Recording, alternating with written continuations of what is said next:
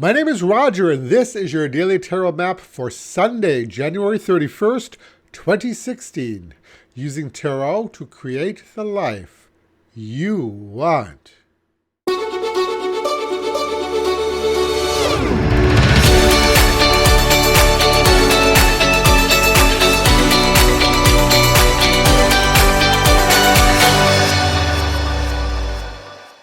Hello, everybody, and welcome, and thank you so much for joining me today.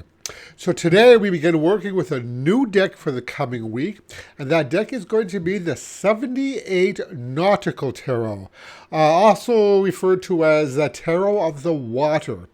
Now, if you remember a while back, those of you who've been with me, I worked with a deck called the 78 Tarot a bit ago, put out by a collaboration of 78 artists.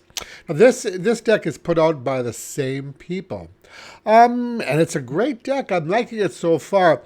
Except for one thing, I find that the artist's name in the bottom center of the card is kind of off-putting. So because of that, I probably wouldn't use it with clients. So anyway, on to today's draw using the Nautical Tarot. The three cards drawn randomly from the deck today were the Devil, the Ten of Pentacles, and the Five of Cups. So the first card in our draw today is the Devil, in which we see a man and a woman bound by fuel pumps that are pumping oil into the water. Now, the couple in the card, they're gazing intently on their phones and so focused that they're not even aware of the world around them.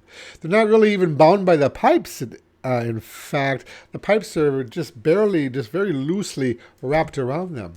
So last week, we talked a lot about developments on the material plane, which of course is important as that deals with issues of health, of finances, of job. But at the same time, we shouldn't be so engrossed in those temporary distractions that we lose sight of the big picture. So are we spending more time on Facebook than we are on our family and friends? Do our phones and other distractions draw our attention away from our loved ones? Oftentimes we don't even realize that we're in bondage to our devices. I have friends like this, even going out to eat. With some people, the first thing they do is pull out their phone, or you try to have a conversation with them, and their phone dings, and they pull it out to see what's so important. Given that our next card, the Ten of Pentacles, often has to do with family, I'd say that these two cards, the Devil and the Ten of Pentacles, are related. And that ultimate fulfillment lies not only in amassing wealth, but also in creating stability for us and our families and our friends. I've said this before, but it bears repeating, I think. Wealth means nothing if you don't have anyone in your life to share it with. So when this card comes up, it's often to recommend a need for spending time with your family and friends.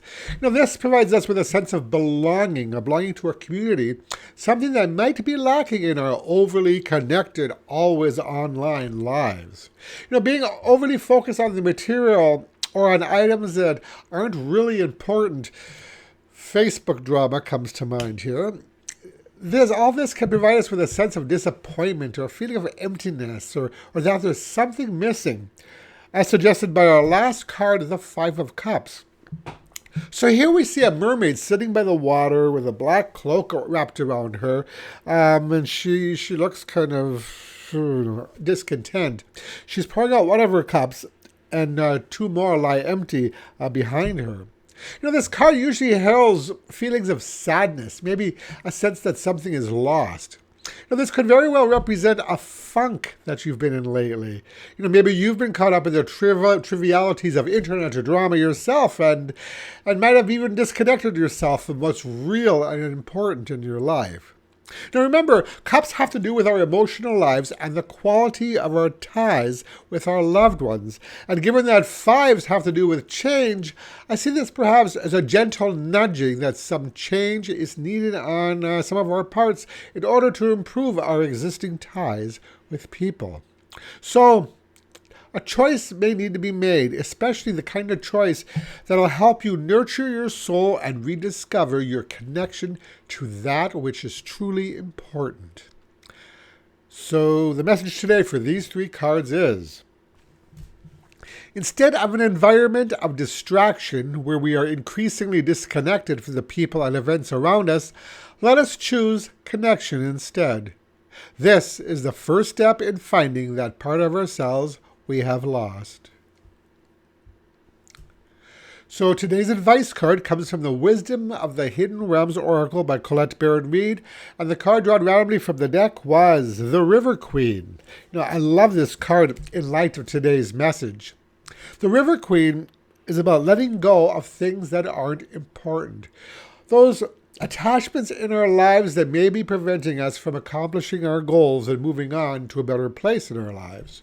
Instead of being stuck and being tethered to our possessions and our gadgets, the River Queen recommends release of sorts, a way of acting more in tune to that of a great river. So today, let go a bit and enjoy the flow and renewed purpose that comes about once we realize the freedom of non-attachment.